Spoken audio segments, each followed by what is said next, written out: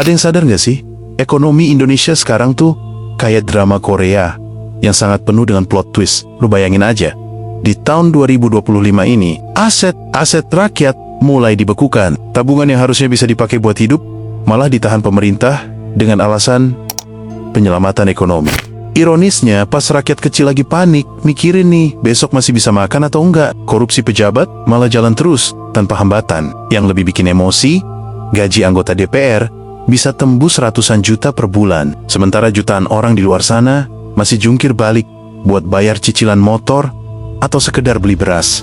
Kondisi kayak gini nih, yang bikin kita harus buka mata lebar-lebar. Ekonomi lagi nggak sehat, sistem makin timpang, dan rakyat jadi korban. Yang kuat makin kaya, yang lemah makin terjepit. Kalau kita cuma diam dan gak siapin strategi, jangan kaget kalau nanti giliran kita yang kehabisan napas di tengah krisis. Jadi pertanyaannya, lo mau cuma jadi penonton di drama gelap ini, atau lo mau jadi pemain yang udah siapin langkah sebelum semuanya terlambat?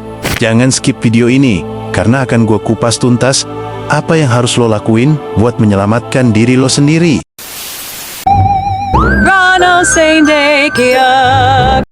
Kondisi kayak gini tuh bikin jurang kesenjangan makin lebar. Rakyat kecil makin kehabisan ruang gerak, sementara elit makin nyaman hidup di atas penderitaan orang banyak. Kalau situasi ini terus berlanjut, kita bisa masuk ke krisis yang jauh lebih parah dari 1998 atau bahkan dari masa pandemi kemarin. Ingat, waktu krisis 1998, itu banyak banget orang jatuh miskin dalam waktu semalam. Sedangkan, waktu pandemi 2020, jutaan orang kehilangan pekerjaan dan bisnis bangkrut. Dan sekarang, 2025, tanda-tanda itu mulai kelihatan lagi. Bedanya, kali ini sistem keuangan makin ketat, rakyat makin kehilangan pegangan, sementara para pejabat terus mempertebal dompetnya sendiri. Coba bayangin deh, uang hasil kerja keras lo tiap hari nabung di bank dengan harapan aman. Tapi tiba-tiba, rekening lo malah seenaknya dibekukan, tanpa alasan yang jelas, tanpa proses transparan, dan yang paling nyakitin, yang harus ribet ngurusin pembukaannya justru lo sendiri sebagai rakyat kecil. Ironisnya lagi nih, sementara rakyat harus jungkir balik ngebuktiin uangnya halal, mereka yang duduk di kursi empuk justru hidup mewah, makan enak, fasilitasnya serba ada, bahkan sering banget jalan-jalan ke luar negeri. Dan makin kesini, kenyataan pahitnya tuh semakin kelihatan jelas. Rekening di bank udah nggak sesakti dulu lagi. Sekali pemerintah kepengen blokir, ya bisa langsung dibekukan. Sementara masalah lain kayak judi online yang jelas-jelas merusak generasi, sampai sekarang malahan masih sulit banget diberesin.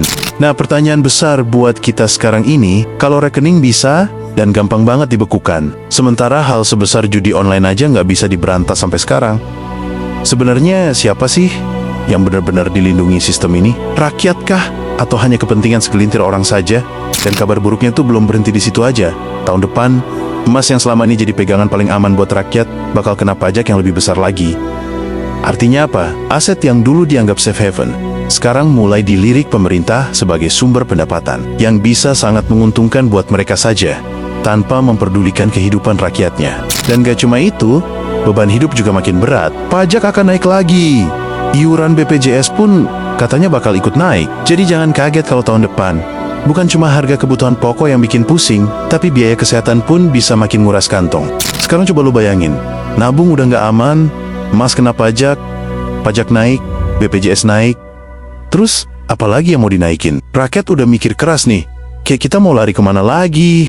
Dan inilah dia realita pahitnya. Bukan cuma krisis global yang kita takutin di 2026, tapi juga tekanan dalam negeri yang bikin dompet makin tipis. Adanya kebijakan-kebijakan yang makin hari makin gak jelas arahnya kemana. Jadi jangan heran kalau banyak orang mulai kehilangan harapan, karena tiap jalan keluar kayaknya udah ditutup rapat. Nah, tapi ingat, di balik setiap tekanan yang kelihatannya bikin napas sesak, selalu ada celah buat orang yang mau peka dan siap ambil langkah. Hidup ini pada dasarnya selalu dipenuhi aturan, kebijakan, dan sistem yang makin lama terasa makin menekan. Pertanyaannya sederhana, lo mau cuma pasrah jadi korban keadaan, ngeluh tiap hari sambil nyalahin sistem? Atau lo udah siapin strategi yang bikin lo tetap bisa berdiri tegak, survive, bahkan maju selangkah lebih depan meskipun dunia makin keras? Sekarang jadi gini nih, kalau kondisi ekonomi udah segelap ini, kita nggak bisa cuma ngeluh doang, kita harus nyiapin senjata biar bisa survive. Bahkan kalau bisa tetap tumbuh di tengah krisis. Senjata itu apa? Jawabannya, aset. Tapi bukan sembarang aset.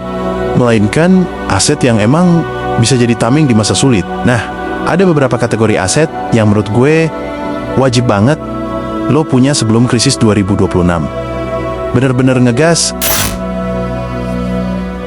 Pertanyaannya, kenapa sih kita harus menyimpan aset dalam bentuk liquid? Karena kalau krisis datang, duit cash itu ibarat oksigen, tanpa itu lo bisa kesulitan banget. Nah, banyak orang mikirnya, liquid itu cuma tabungan di bank. Padahal, ada opsi lain yang lebih smart. Contohnya, reksadana pasar uang, atau obligasi negara jangka pendek. Dua instrumen ini bisa dibilang cocok banget buat orang yang pengen investasinya tetap liquid, alias gampang dicairkan kapan aja. Kalau mendadak butuh dana, tapi di sisi lain, nggak mau uangnya cuma nganggur di tabungan biasa. Kenapa? Karena kalau uang lu cuma ditaruh di tabungan, bunganya kecil banget. Dan seringkali malah kalah jauh dibanding laju inflasi. Akibatnya, nilai uang lo pelan-pelan turun tanpa lo sadar. Sementara dengan reksadana pasar uang atau obligasi jangka pendek, setidaknya return yang lo dapat bisa menahan laju inflasi, bahkan dalam kondisi ekonomi yang lagi nggak stabil. Jadi, ketika inflasi naik gila-gilaan, lo masih punya pegangan yang relatif aman, stabil, dan fleksibel. Tanpa harus ngorbanin ketenangan pikiran, karena dana bisa ditarik sewaktu-waktu kalau memang dibutuhkan. Jadi, simpelnya gini, kalau tabungan itu tuh kayak botol air mineral buat diminum sehari-hari, maka reksadana pasar uang atau obligasi jangka pendek itu kayak galon di rumah. Tidak ada perbedaan. Dua benda itu sama-sama air. Sama-sama bikin lo survive, tapi lebih tahan lama dan lebih worth it kalau dipakai di saat genting. Paling penting, jangan taruh semua duit lo di rupiah doang. Pegang juga sebagian dalam bentuk mata uang asing yang kuat, kayak dolar Amerika Serikat. Kenapa? Karena dolar tuh ibarat bahasa universalnya duit. Hampir semua negara terima.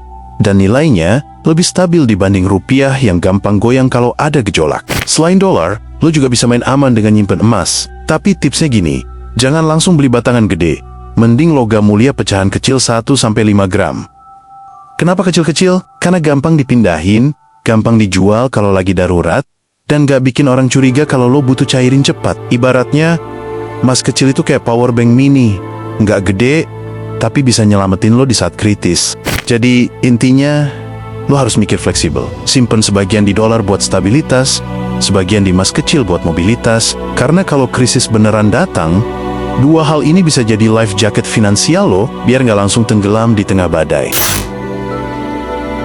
Nah, banyak orang salah kaprah. Mikir aset itu cuma rumah gede atau mobil mewah. Padahal, kalau aset cuma ngabisin biaya bulanan, itu jatuhnya bukan aset, tapi beban. Yang lo butuhin justru aset yang bisa kasih cash flow, alias aliran duit masuk rutin, meskipun lo lagi tidur. Contohnya simple, lo punya tanah pertanian yang bisa disewain ke petani, tiap panen ada hasil buat lo. Atau lo bangun kos-kosan kecil, tiap bulan ada duit masuk, tanpa lo harus ngoyo kerja terus-terusan. Bahkan usaha kecil yang stabil, kayak warung kopi, laundry, atau kontrakan itu jauh lebih berguna daripada rumah mewah yang cuma gaya doang. Dengan aset produktif ini, lo tuh pasti nggak bakal 100% bergantung sama gaji bulanan. Lo tahu sendiri kan, gaji bisa aja berhenti. Apalagi kalau krisis datang dan banyak perusahaan ngurangin karyawan. Tapi kalau lo punya aset produktif, lo punya backup engine yang bikin dompet lo tetap bernapas. Jadi bukan cuma aman, tapi lo juga bisa tetap hidup layak, walaupun keadaan lagi nggak bersahabat. Ini aset yang nggak bisa dipajakin, nggak bisa dibekukan, dan nggak bisa dicuri siapapun. Lo boleh kehilangan duit, tabungan lo bisa dibekuin pemerintah, bahkan aset fisik kayak rumah atau tanah bisa aja bermasalah. Tapi kalau lo punya skill, itu bakal nempel di kepala lo seumur hidup. Contohnya apa? Skill digital kayak desain, coding, editing video, sampai marketing online. Di era serba internet kayak sekarang, skill ini bisa langsung jadi duit tanpa harus nunggu lowongan kerja formal. Terus ada juga skill finansial, yaitu cara ngatur duit, ngerti investasi, paham baca peluang. Ini yang bikin lo nggak gampang ketipu dan bisa muter duit biar terus berkembang. Belum lagi skill bahasa. Di dunia global kayak sekarang, bisa bahasa asing itu kayak punya paspor tambahan buat buka pintu rezeki baru. Dan jangan remehin skill praktis kayak dagang online, wallet product, atau bahkan bikin konten. Semua itu bisa jadi tameng pas lapangan kerja makin sempit. Intinya, skill adalah aset hidup yang fleksibel. Nggak peduli kondisi ekonomi lagi gonjang-ganjing atau stabil, lo tetap bisa survive, bahkan berkembang. Yes, Ini high risk, high return. Contohnya kayak kripto atau aset digital. Tapi catat baik-baik, porsinya kecil aja. Jangan pernah all in. Kenapa? Karena dunia kripto itu kayak roller coaster. Naik turunnya bisa bikin deg-degan dalam hitungan menit. Anggap aja ini tuh diversifikasi. Semacam cadangan kalau sistem keuangan tradisional tiba-tiba goyah. Lo pasti inget kan? Dulu PA krisis 1998. Semua orang ngomongin dolar. Nah, bisa jadi di 2026 orang-orang malah ngomongin Bitcoin, Ethereum, atau stablecoin sebagai penyelamat nilai mata uang. Jadi, kalau lo mau masuk ke aset alternatif, you must treat it like insurance, bukan mesin cuan utama. Jangan taruh semua telur di satu keranjang. Punya sebagian kecil di kripto atau aset digital bisa bikin portofolio lo lebih fleksibel dan adaptif di tengah dunia yang makin gak pasti. Intinya gini, jangan cuma ngeluh, jangan cuma jadi korban keadaan. Kita nggak bisa ngontrol kebijakan pemerintah atau krisis global, tapi kita bisa ngontrol gimana cara kita ngatur aset. Kalau sekarang lo mulai nyiapin diri, nyebar aset di tempat yang tepat, krisis 2026 bisa jadi batu loncatan, bukan kuburan finansial lo. Dan kalau lo rasa video ini bermanfaat, klik tombol like dan subscribe, karena perjalanan kita buat nyelamatin masa depan finansial baru aja dimulai.